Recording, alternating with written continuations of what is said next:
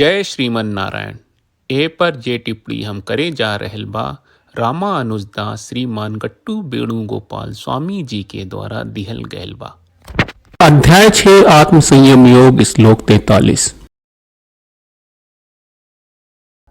तत्र तं बुद्धि संयोगम लभते पौर्वदेहिकं यतते च ततो भूयः संसिद्धौ कुरु नंदन। ओम।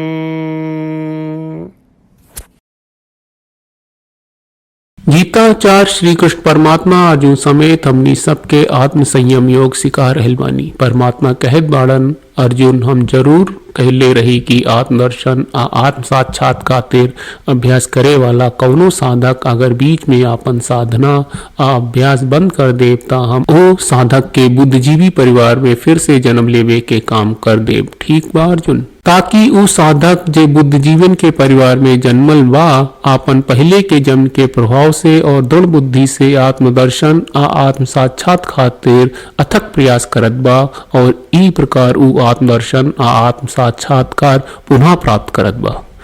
जैसे श्री कृष्ण परमात्मा हमनी के साफ साफ खुलासा करत बाड़न की भले साधक आपन पिछला जन्म में बीच में आपन योग बंद कर देले होखे, श्री कृष्ण परमात्मा हमनी के बतावत बाड़न की अगला जन्म में साधक पर इतना एहसान करिए जैसे कि श्री कृष्ण परमात्मा हमनी के आत्मदर्शन आत्म साक्षात खातिर अभ्यास करे के खातिर प्रोत्साहित करत बाड़न।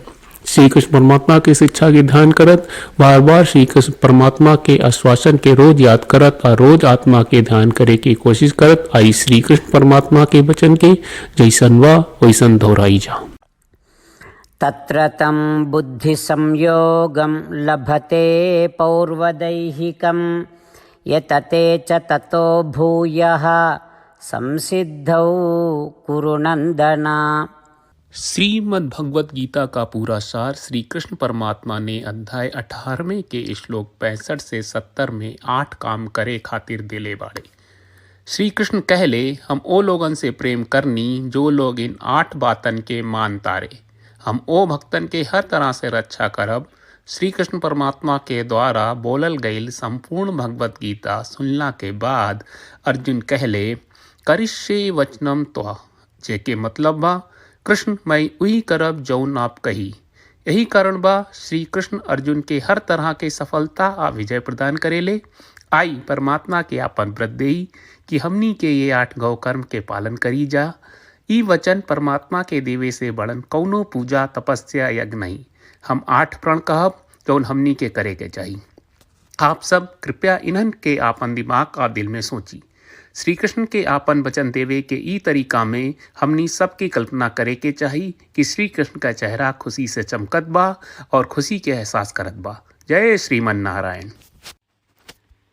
यहाँ हमनी के 8 वादा बा।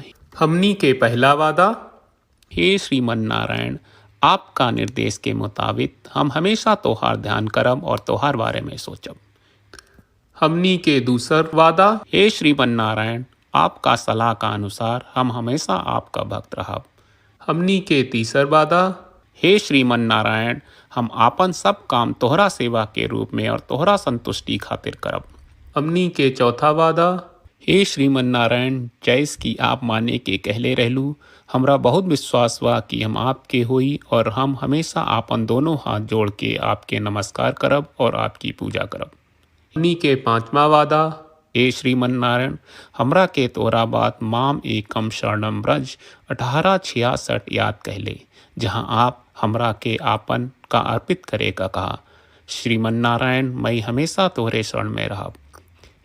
हमनी के छठवां वादा, हे श्रीमन नारायण, हमरा के तोहरा बात माँ सुचहा 1866 याद कहले कि आप हमनी के शोक ना करे का आश्वासन दे रहे बड़े, हम अब और शोक ना करब। हमनी के 7वां वादा, हे श्रीमन नारायण, आपने हमरा खातिर श्रीमद् भगवत गीता के वितरण करके हम सबके कृपा कहले और आशीर्वाद दहले बा। हम वादा करत बानी कि रोजाना कम से कम एक श्लोक पढ़ब या सुनब। हमनी के 8वां वादा। हे श्रीमन नारायण, आप गीता के पूरा मानवता तक ले गयलू। हम गीता में आपके दिव्य वचन के उन भक्तन तक पहुँचावे के प्रयास करब जे गीता से अपरिचित बा। हे श्रीमन नारायण, हम उई करब जौन तू करे का कहब। हम ऐसन व्यवहार करब जैसन आप चाहत बानी और हम खाली आपका खातिर काम करब। श्रीमन नारायण के रोज आपन वचन देहल कि हम ओइस करब जैस आप कहत बानी, ई अपने आप में बड़न पूजा बा। श्रीमन नारायण, करशे वचनम त्वा। श्रीमन नारायण, हम तोरे निर्देश के मुताबिक काम करब। सर्वम श्री कृष्ण अर्पणम अस्तु। जय श्रीमन नारायण। तत्र तं बुद्धि संयोगम लभते पौर्वदेहिकम यतते च ततो भूयः संसिद्धौ कुरु नंदन। ओम तत्र तं बुद्धि संयोगं लभते पौर्वदैहिकं यतते च ततो भूयः संसिद्धौ कुरु नंदन। श्रीमन्नारायण, करिष्ये वचनं तव। सर्वं श्रीकृष्णार्पणमस्तु। जय श्रीमन्नारायण। जय श्रीमन नारायण। सब भक्त लोगों से विशेष अनुरोध बा, जीवन में हर चीज में हमनी के तत्कालिक और प्रभावशाली परिणाम की अपेक्षा रहेला। एकरा खातिर आइए रोजाना 1 मिनट के समय निकालल जाए और नारायण आश्रम पढ़ल जाए। नारायण आश्रम प्राप्त करे खातिर नारायण आश्रम वेबसाइट पर जाई, जो www.narayanashram.org है, और पंजीकरण में आपन नाम और ईमेल दर्ज करी।